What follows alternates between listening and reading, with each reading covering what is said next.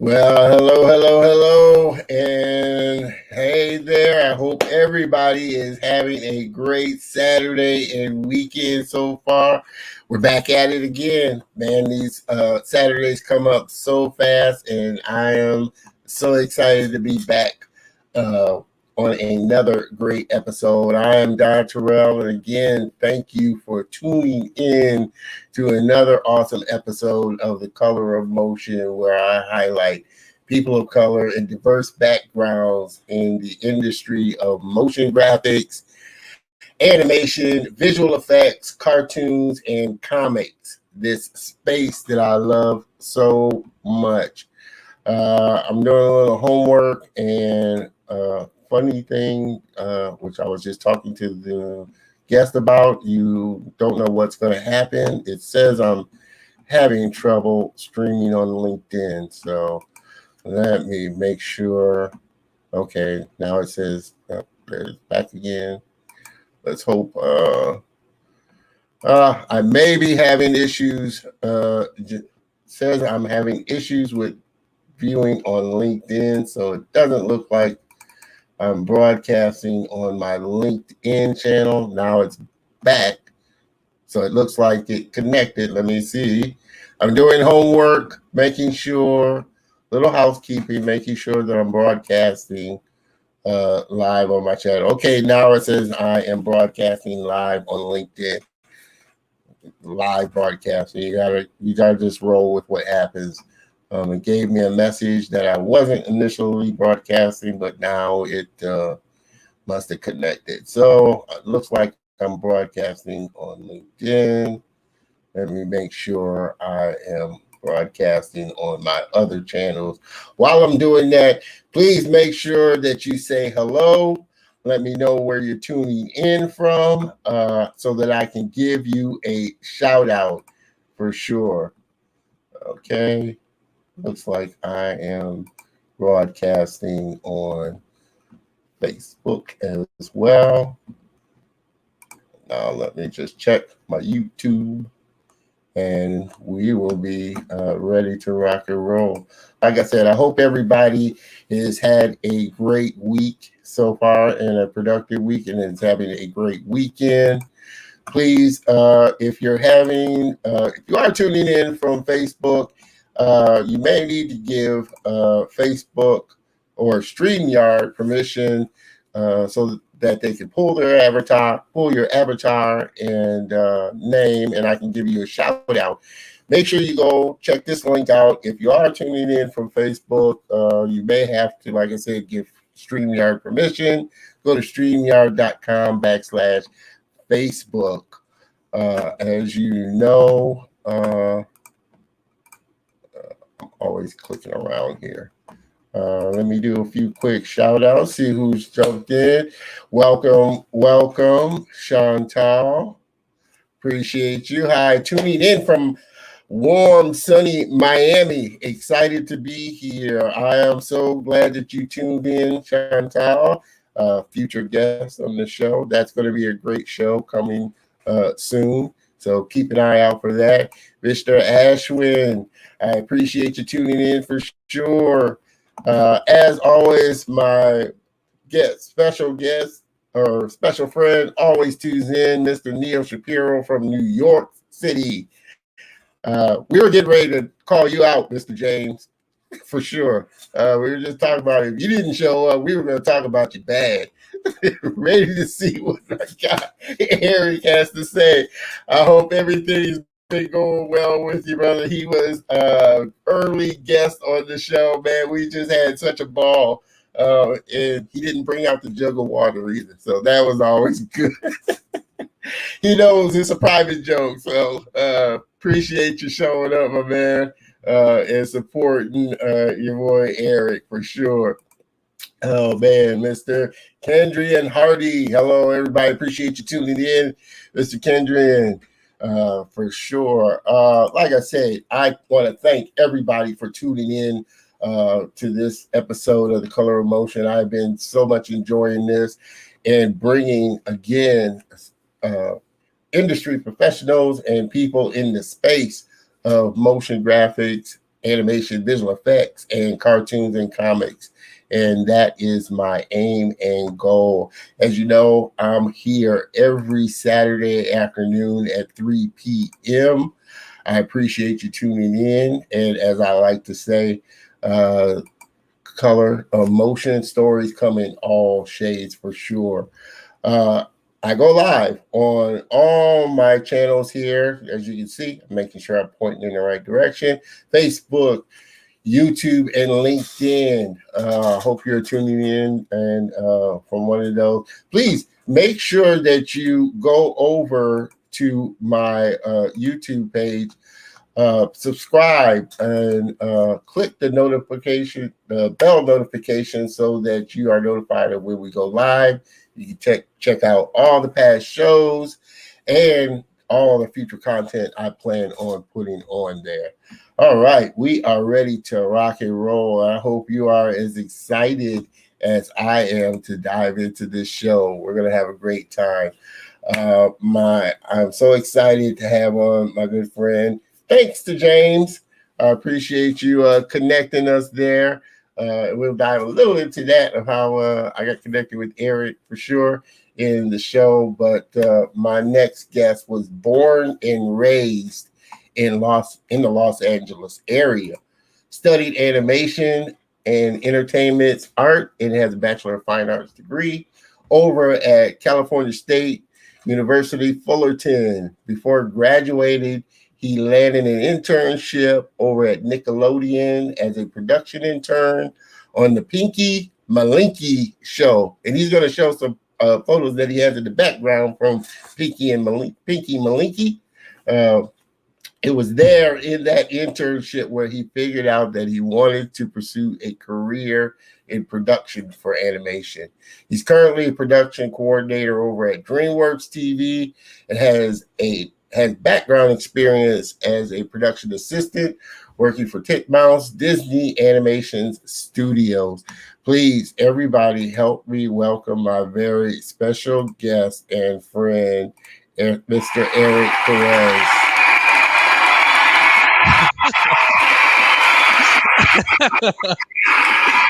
Oh man, what's going on, Don?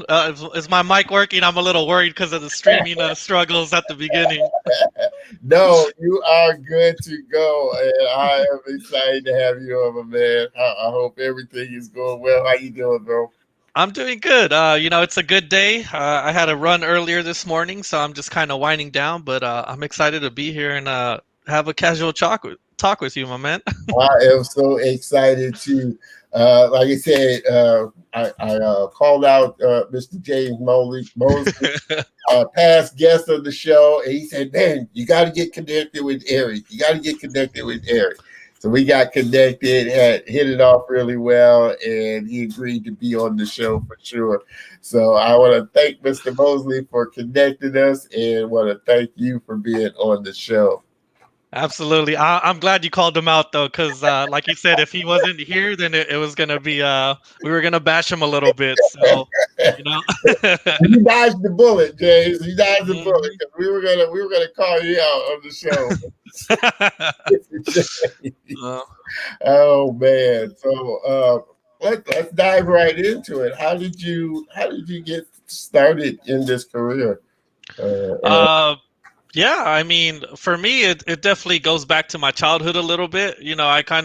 I was big into cartoons, but also video games. So I did grow up with a lot of like, your 90s cartoons. You have like, Hey Arnold, Wild Thornberries, but then you also got like your Ren and Stimpy show, and then The Simpsons, which is one of my favorite and longest running animated TV shows. Yeah. So I would watch those, and I would kind of do my own little comic strips, and little did I know that was technically I was storyboarding, because I would draw one picture that would lead you to the next, and I don't think a lot of people know that growing up, like, hey, you're kind of doing storyboard work, and this kind of goes into animation. But I did a lot of drawing as a kid in elementary. I did take a pause middle school wise, but then I kind of slowly started picking it up again, like towards my senior year in high school. And video games has always been there for me. I was always interested in how they went just to create the motion and the action to make your character shoot, kick, punch, or like jump over walls. And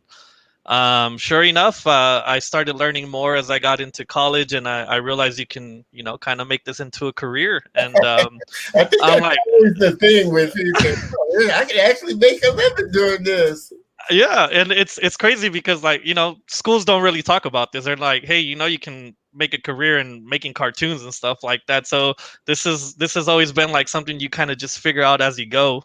And sure enough, I studied in college, and I ended up landing, like you said, that internship at Pinky Malinky. The posters, if I It's can like, pick my right and left, they're back here. So they gave me that before I left, which I thought it was really cool. I had the directors and kind of signed that and stuff like that. So I cherish that a lot because Pinky Malinky was like that gateway for me to really get into the industry and stuff like that. Yeah. So there wasn't anything else that you considered doing growing up. This was what you were going to do. You didn't consider art or I mean not art, but like science or some other profession. This was what you were focused on. Yeah, I mean, did James already use professional basketball player? I think I was gonna use that, but no. I think for me, I definitely I was a little bit more curious about actually like looking into like the police force, but also because I was into video games, I was kind of looking into the computer engineering side of things too, because I would slowly start building my own computers, and I was getting into coding a bit too. So that was kind of something that was something I was kind of looking into as I got into community college a little bit. So I was studying like CIS classes and all that CC script writing and stuff. But after a while, I got into it, and I kind of talked to myself like, am I really happy with the path I've chosen? Looking into computer engineering, and as much as I enjoyed it, it wasn't where I saw myself. So that's kind of where I got into studying animation and art, and ever since I took that path, I was all smiles, and I just kept pursuing it, and I knew it was going to turn into something good at some point. Gotcha. Well, I kind of talked about this with our guest last week. Was your family integral in kind of feeding into that? Because I know Sean, my guest last week, was saying how his mom was really a big proponent of nurturing it, taking him to movies and really kind of, like I said, nurturing that drive and passion for art. Was your family kind of like that growing up, or were they like mine, where they didn't discourage it, but they were like, okay, I don't know where this is going to take you, but we're like, they saw that you had talent, but it wasn't like, okay, we need to feed into this.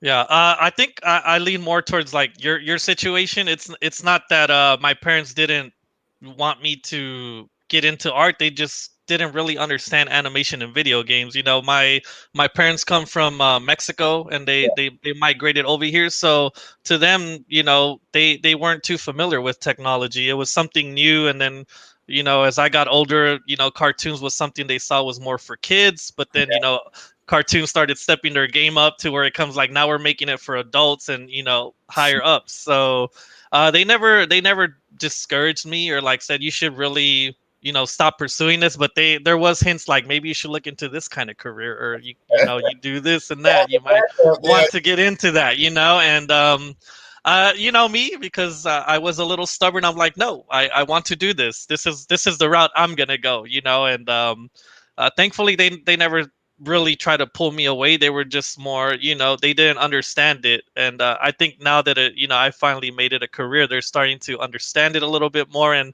realize that there are careers in making cartoons. And yeah. So was your entryway into it straight into production, or did you segue from actually doing animation or drawing? Yeah, so there definitely was that my route changed because I was doing a lot of animation on Maya, and then I was storyboarding, on Photoshop now since technology was starting to be big. And me and James actually would work on a few projects during the summertime, when we weren't in school, and I would help him storyboard, his scripts and stuff like that, and then he would end up animating them. And our friend Max would kind of help with the voices as well. So I was kind of leaning into like storyboarding at the time, and one of the biggest things is I never knew production existed. I knew there was production in animation on the artist side, but I just never knew there was like the non-artistic production available for people too. Got you. Okay, so just as kind of a background, what does a production assistant? What is the role of a production assistant? So production assistant is a person who sees the day-to-day operations. So if like your supervisor or your coordinator needs you to take notes for meetings or cover certain meetings that and you might need to relay information, that's kind of where you step in on a day-to-day basis. And you do check in on the artists, making sure they're doing okay. If there's any issues or hiccups that are coming across what they're working on needs some attention. Yeah, So you kind of focus on the day as a production assistant. Whatever your needs are for that day, that's when you kind of come in to help your coordinators and everyone else. gotcha. So, in your bio, you said during your internship, you figured out that was your career. What was it about that specific role that really clicked with you, or that resonated with you? Yeah. So, while I was in college, I was also working with my dad, part time, and I was doing a lot of office manager work at his job. He does machinery repairs, Yeah, so I kind of helped him with the office, and I've kind of built these skills that I saw production was looking for. Like I managed calendars. I kind of looked ahead at what needed to get done, for the week and then the month, and then I dealt with customers through phone calls, and I had a lot of social interactions with customers and my coworkers. So part of that kind of came into play where it's like, well, I have these skills, and then I do love animation, and when you merge them together, it kind of leads you into production.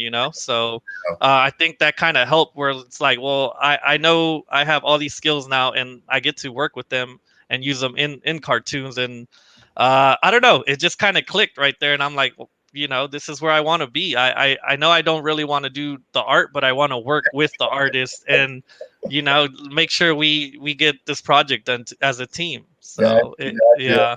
Mr. Sean, I appreciate you tuning in. Last week's guest that took me well into 2 hours. So, but thank you. Yeah, that's the life of a producer, keeping us artists in check for sure.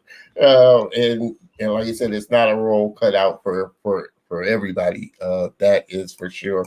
So, kind of growing up, I mean, was there anybody that inspired you that you kind of used as kind of a role model, or just a visionary point that, hey, that's who I want to kind of be like. That's kind of what I want to do. Was there anybody that kind of stuck out to you? I mean, I think like a lot of people, Walt Disney's one of those people I kind of looked into. He was that one guy who he had a vision, and a lot of people didn't believe in him.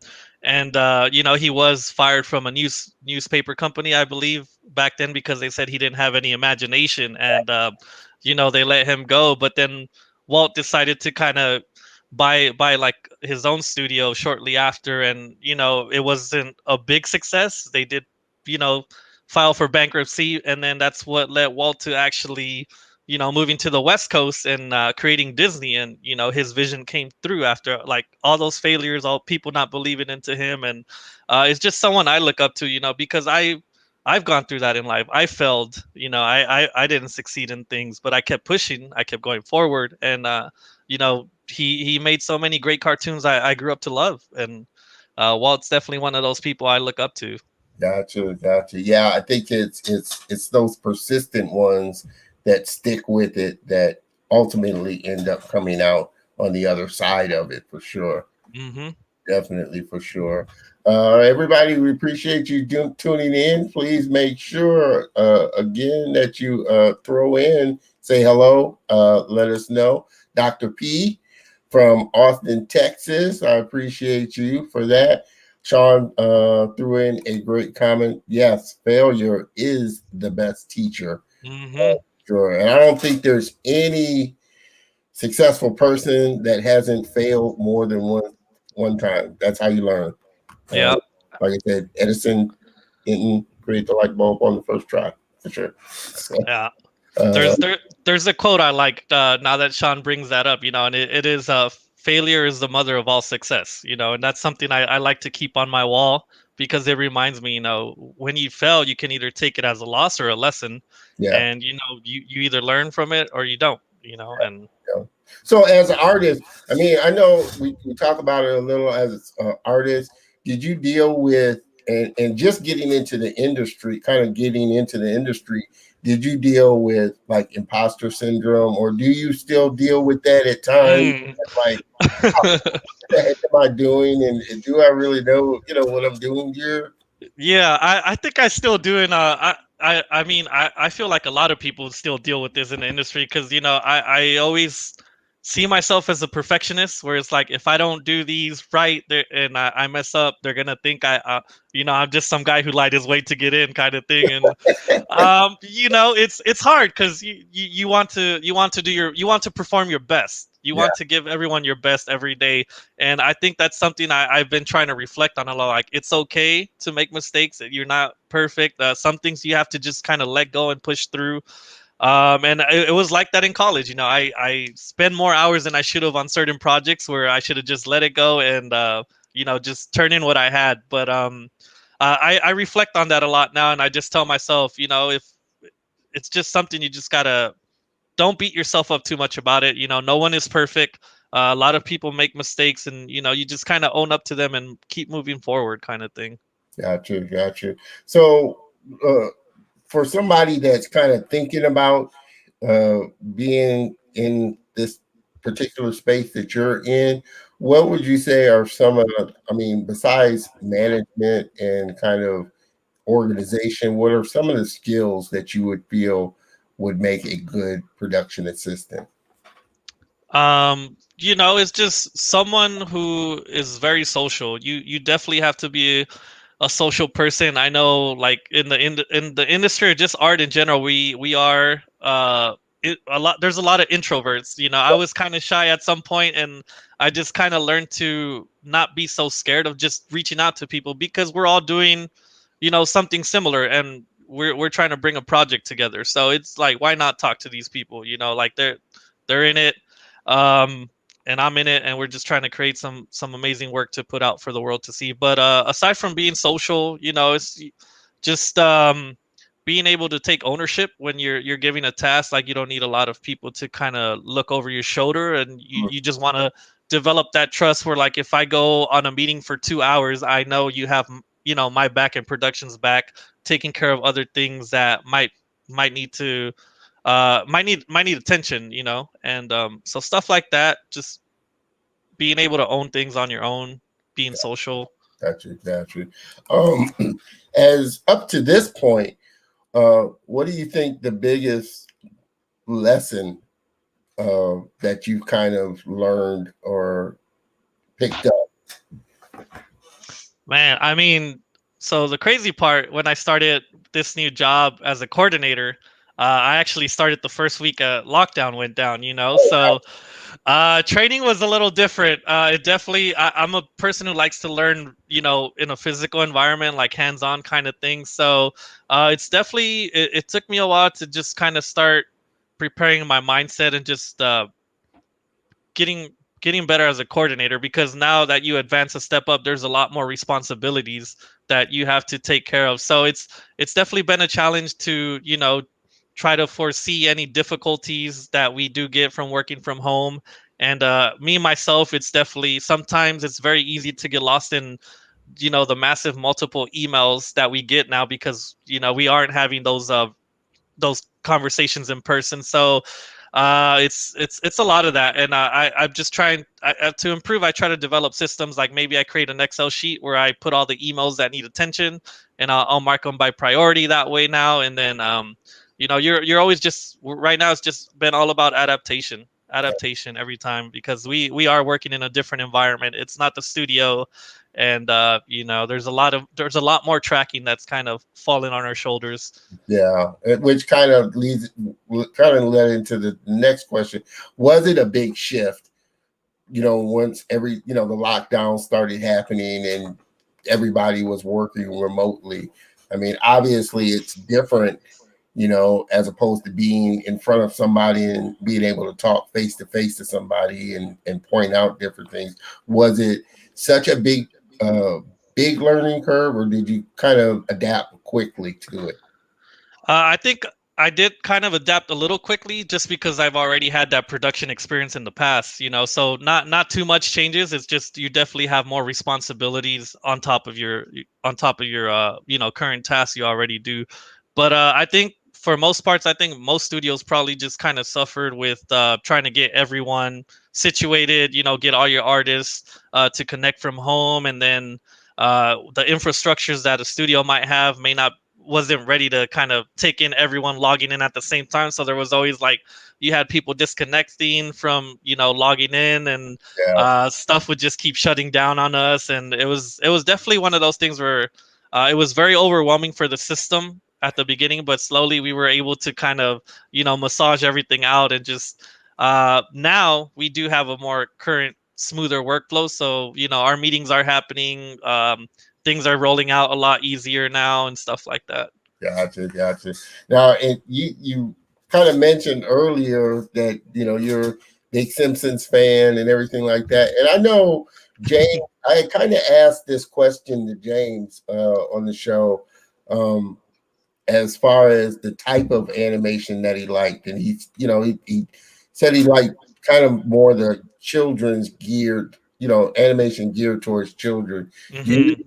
Is there any one particular style of animation, or do you see yourself moving into more adult animation or that type of thing, or is it just whatever the project is at the moment, you just love the process? I mean, I think for me, I just love the process. I do enjoy my action anime TV shows or movies, and my comedy ones. But I think for me, it's always just kind of going through the process, because not one show is the same. So you do come across different difficulties. You do get to see different art styles, which I fall in love with. So there isn't one specific way. Like I enjoy kids shows. I also enjoy adult shows. So for me, it's always been about just going through the process on that show, and dealing with the challenges and overcoming those challenges, and putting out some beautiful content for the world. Gotcha.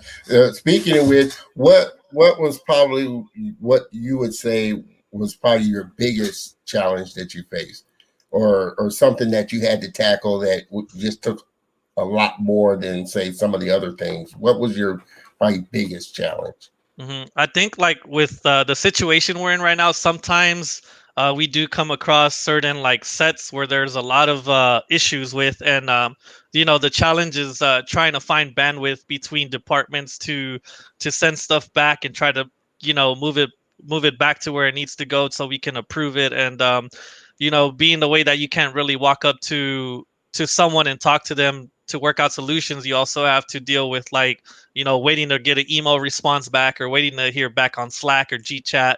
And I think that's what's been the biggest challenge, is just trying to keep things moving from department to department, so we can try to roll stuff out on time, because we are all about those deadlines for production. And I think you do kind of hit walls from time to time working from home, and it's definitely one of those challenges. If this set isn't going to make it out on time, do I need to talk to my producer and work out some OT plan, or do we have some bandwidth to delay this a little bit more without slowing animation and stuff like that? Gotcha. Just to give a little shout out to some people jumping in, Miss Evelyn Hernandez. Hey, appreciate you joining us, Miss Evelyn. Mr. Sean, number one for loving the process is all about the journey, not the destination. Yeah, we dove into that last week. It really Hmm. is about the journey and who you become through that whole process. Hmm. For sure, Mr. James. Change is the only constant. Adaptation is survival, for sure. And yep, ownership is important. What's the best advice somebody's ever given you, and that you picked up, and that has been like gold for you? Oh man, I think I gotta bring James back into the into the light. He told me this in college too, but I think one of his producers had told him that closed mouths don't get fed, and like that's been one of those quotes I've held on to a lot because I think being able to put myself out there and just start networking with people has been one of the reasons I've been so successful is in breaking into the industry, but also, keeping myself in the industry and working on various projects. So it's definitely one of those things that James had told me a while back, that I've it's kind of like just been stuck in my head. And Yeah, it's just closed mouths don't get fed. And it's very true, especially if you want to survive here.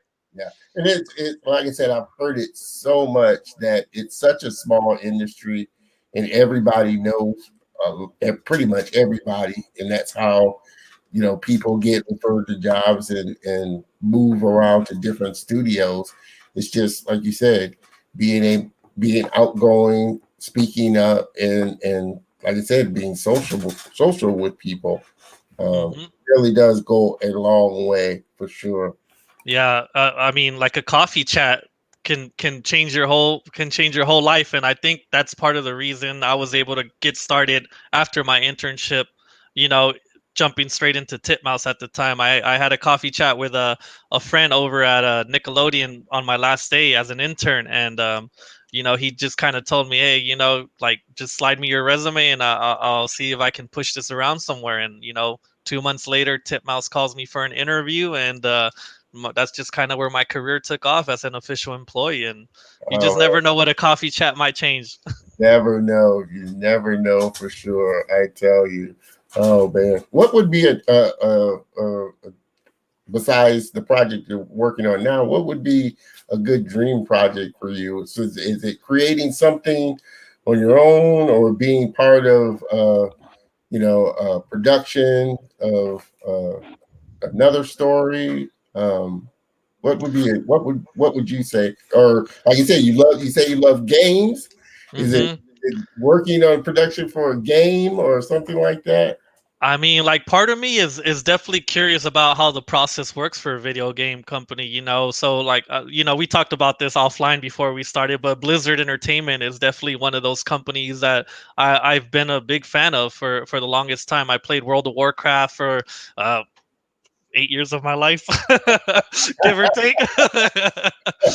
But they've just been such a very successful company, and their cinematics are always amazing. So like stuff like that, I would definitely at some point maybe like to just see how the video game industry works. Because there are some similarities, but I'm sure they have their own different ways of processing how something moves down a pipeline and stuff. I heard that. Hey, Mr. Sean is on here. Come on over to EA, bro. Come on over to EA. I tell Right you. on. Oh man. And hey, that's what Color of Motion is all about, connecting people. Hmm. We're here to connect for sure. Um, where do you kind of see the industry going in the future? Like I said, we kind of talked a little bit about just how technology Hmm. is growing at a rapid pace. Information is just growing at a rapid pace. Where do you kind of see animation, kind of going in the future?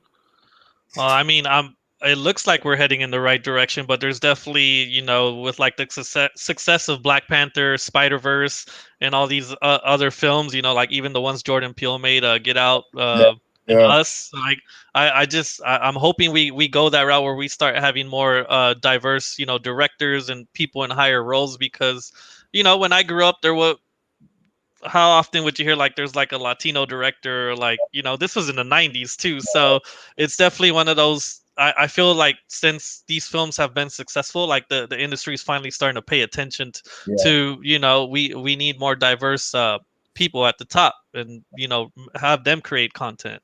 yeah, So yeah. I think we're heading there. It's gonna It's be a a slow slow process. progress. Yeah, it's a slow process for sure. Yeah, And we're but going to dive a little more into some of this, but we're going to take a quick commercial break. And when we come back, like I said, we're going to dive a little more into this kind of diversity conversation. So make sure you stay tuned.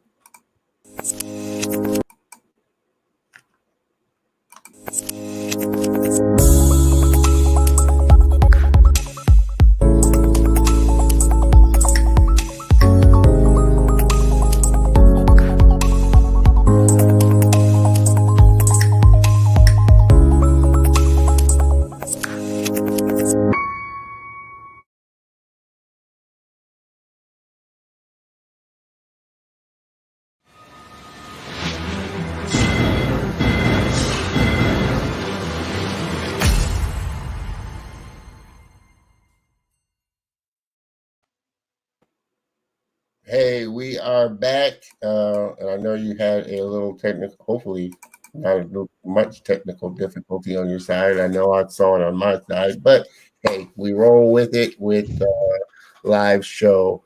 Um, Getting back into kind of diversity, and you not seeing, like I said, which is, like I said, the main reason why I did, started color motion, because I know when I got into, graphics and art and design, because I wanted to be a comic strip artist, I didn't see a lot of people that looked like me or characters that looked like me. And like you had alluded to before the commercial break, we're starting to see a lot more of that now. Do you think, like I said, that's what it is? Studios are starting to see just the power in it, plus the financial feasibility. Like I said, with the success of Black Panther and Spider-Verse, they see that there's a lot of money, obviously, to be made from bringing more diversity into it. yeah, absolutely. I for sure agree that it's definitely the route we should be going to. Is just, you, with different cultures, you also have different mindsets. So you can't have someone who is not a person of color try to really say, oh, I'm gonna make this movie about this country or this culture. Instead, why not bring someone from that culture or that country and have them write a story, because they lived that. And it's just something that would be more heartful, something that would be more true. Obviously there are ways to study other cultures and bring movies into the big screen and still be successful, but there's definitely, you also want to let people know, like, hey, this person is a person of color, and if you're a person of color, you can also be at this level that they're at too. And Yeah, I think it definitely brings a bit of authenticity to hmm the story and the role. As you kind of progressed in your career, um, are you starting to see more Latinos in production positions and in positions of, say, higher up than the actual artists or designers?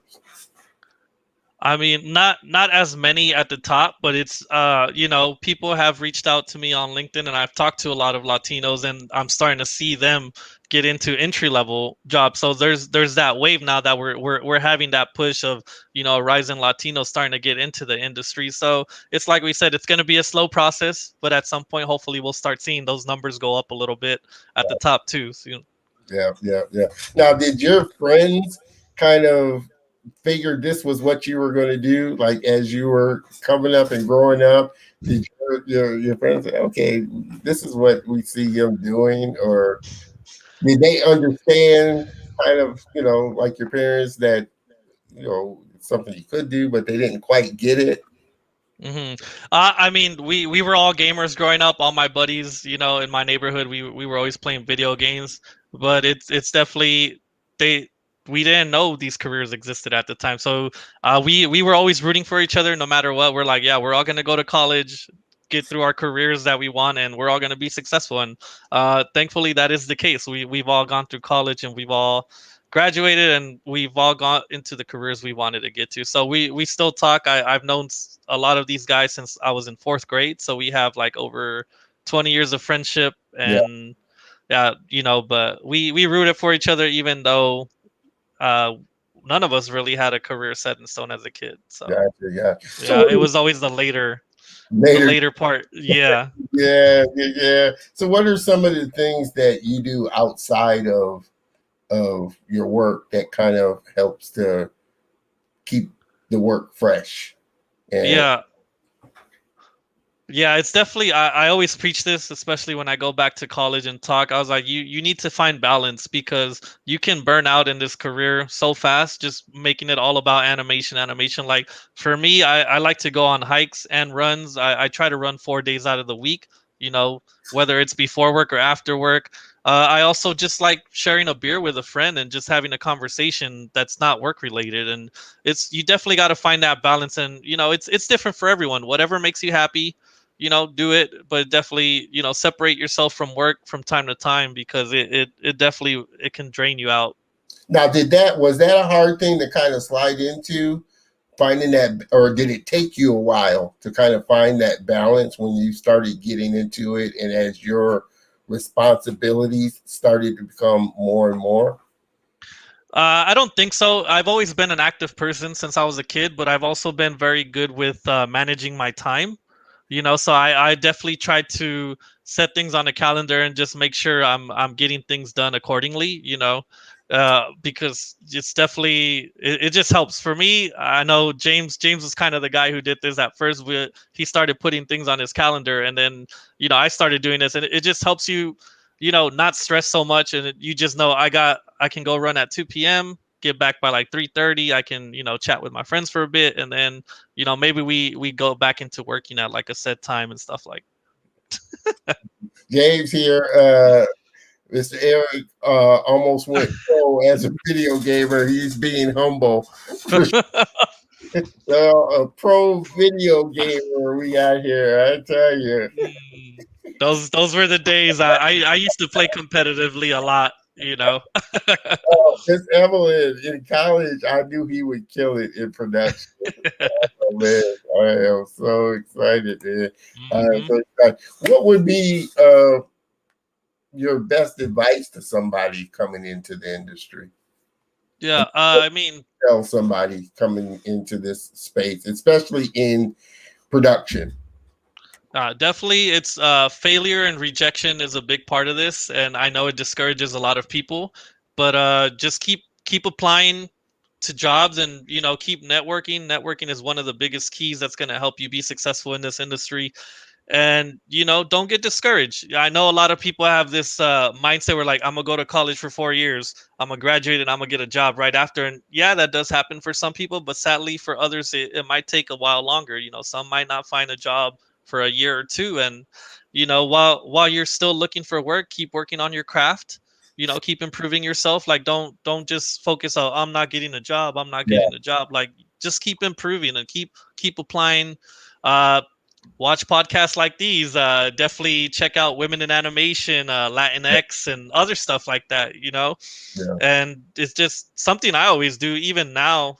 Pre-COVID days, I would always go to networking mixers and still build those connections with people. Yeah. Because you're always on borrowed time when it comes to being on the industry. Like, you're working on a project, maybe the studio has something for you, maybe they don't, and you have to set yourself up for success. So Yeah. if you know your deadline is like, you wrap up on this project by this month, and they have nothing for you, you should start looking for work like 2-3 months prior to that job finishes, so you can jump onto the next one. Definitely.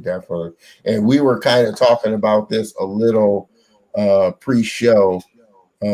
Always working on something, and this being such a great time where you have so many different platforms to put your work out there, that producers, directors, hiring people are going to see. I've, like I said, have seen so many examples of people that were just posting their content and studios reached out to them.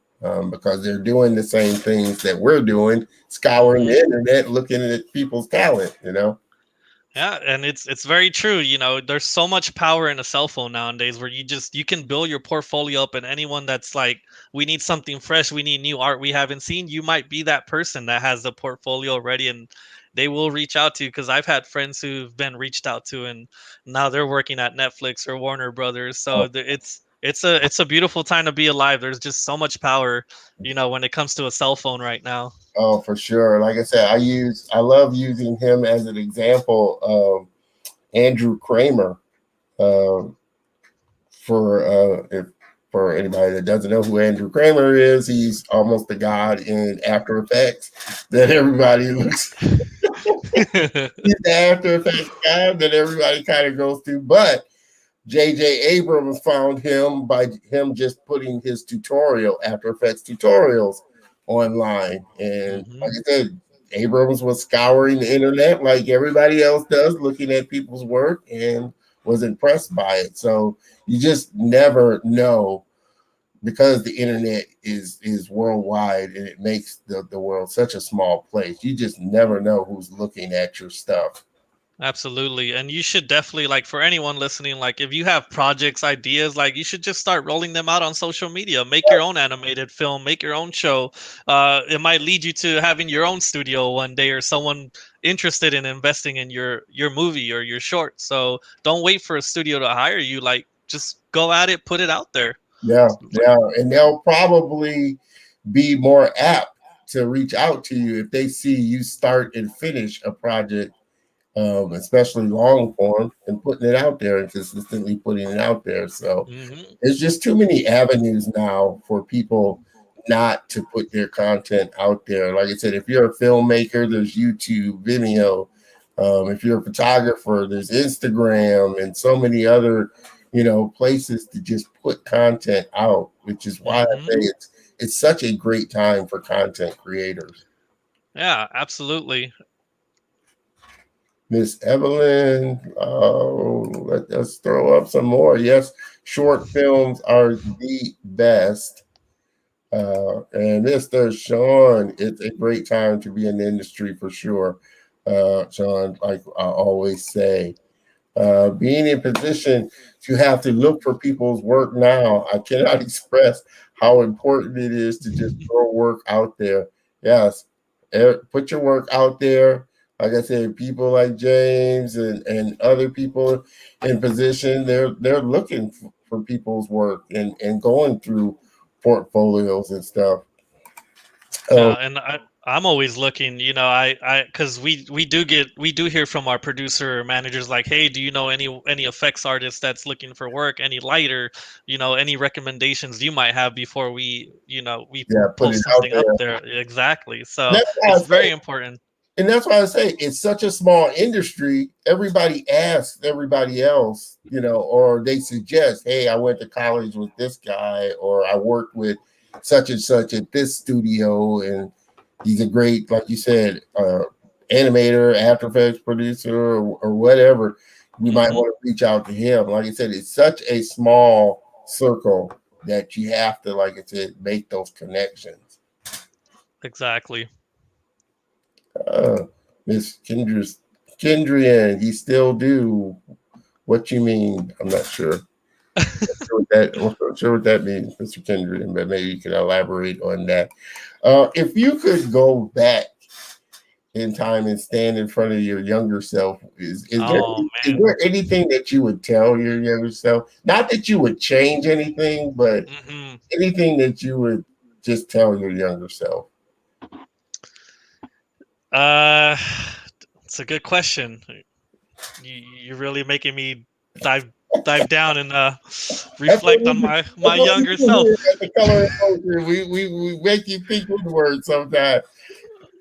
I think for me, I definitely would tell my younger selves not to doubt myself so much, because I think, when it is something new, especially for me being the first Latino to start getting into college Yeah, and start pursuing a different career path versus what my family does. There's a lot of uncertainty because you are venturing into unknown grounds that you are not aware of, and you're learning as you go. And I know as I went through this, there was definitely a lot of doubt I carried with myself and a lot of fear of just failing. So if I could talk to my young self, it would just be like, just be more confident, and fear is normal. It's all part of it. A lot of us deal with fear. Even for us in the industry, there's still Yeah, fear always lingers. yeah, So yeah. go through it anyways, look at fear and just go through it anyways. Yeah. I like to say, lean into your fear, uh, Hmm. and on the other side of it, you'll find some amazing things for Yeah. sure. Oh man, this has been, like I said, it goes by so quickly. For sure.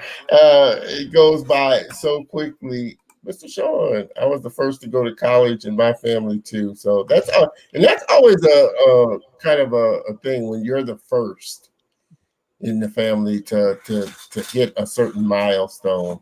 It's always a big fear factor in that, and a big weight on that for sure. Fear is the mind killer. Oh man, like I said, this has been a great show for sure. Coming up on an hour almost, Miss Chantel.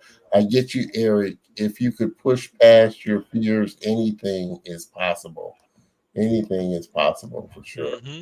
I tell you, it has been an amazing talk, and like I said, I am just uh, so glad that James really brought you to my attention, and that we've had a chance to connect, Eric.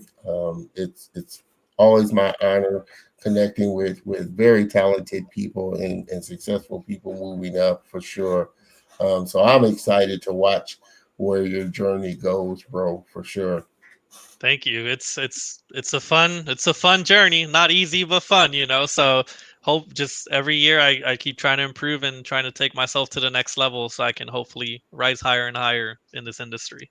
Well, I always say that if you're working or if you're doing what you enjoy doing, then you are truly blessed for sure. Because there's a lot of people that are going to work and going to a job that they do not enjoy going to, for sure. Yeah, Uh, very true.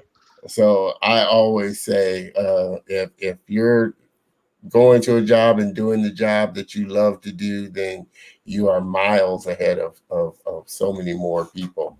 Hmm. And with that, like I said, this, like I said, has been a great show. Make sure that you connect with my man Eric here. He is on LinkedIn. You can see his. Let me get my hands because I'm enclosed in this box here.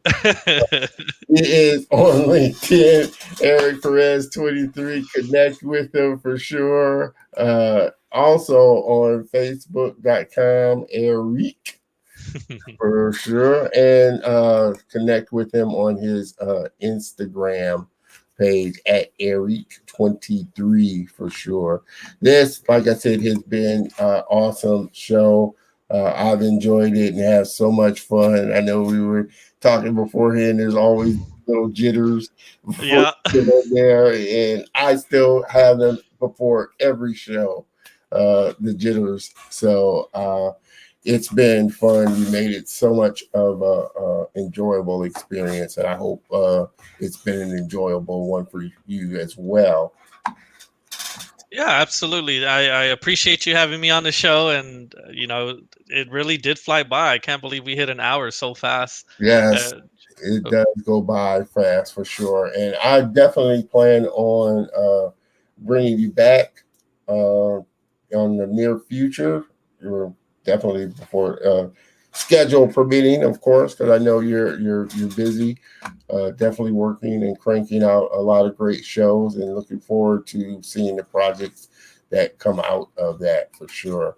Uh, Eric, if you could hang around for just a quick second in green room, so I can, thank you for sure while I sign off. I would appreciate it if you could hang out for just a few minutes in backstage. yeah, I'll be here. All right, everybody, please, like I said, make sure you connect with him, but please give him a warm round of applause. And thank you so much, Mr. Erik, for gracing us with your presence and your knowledge today. Thank you, everyone.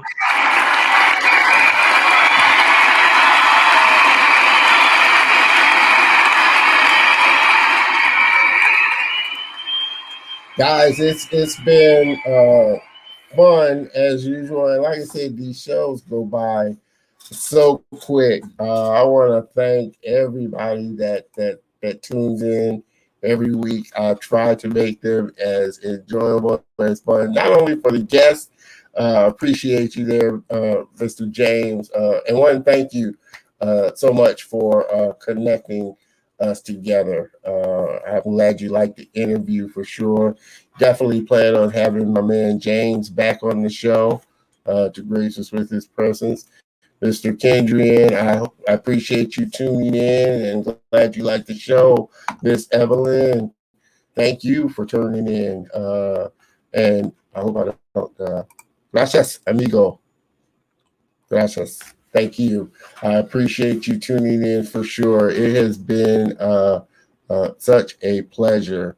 And I always love, like I tell people, I don't have guests on the show.